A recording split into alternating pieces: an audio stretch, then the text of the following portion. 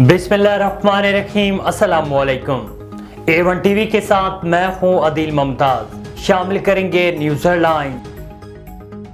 मुस्लिम दुनिया की पहली खातून वज़ीर आज़म बेनज़ीर का 16वां यौम शहादत। बेनज़ीर भुट्टो 2007 में रावलपिंडी में दहशतगर्द हमले में शहीद हुई।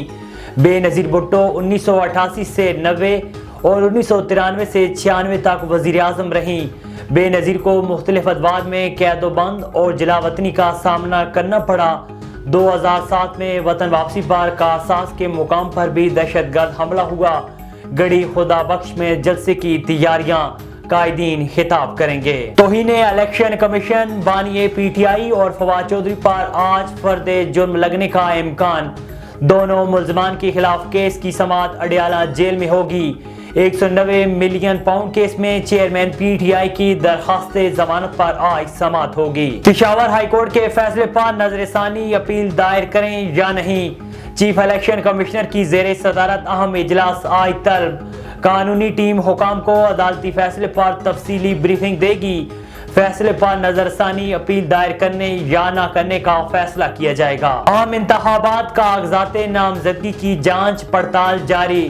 पंजाब से खवातीन की मखसूस नशिस्तों पर कागजात की स्क्रूटनी गुज़श्ता रोज। इस्लामाबाद से 4 उम्मीदवारों के कागजात की स्क्रूटनी मुकम्मल।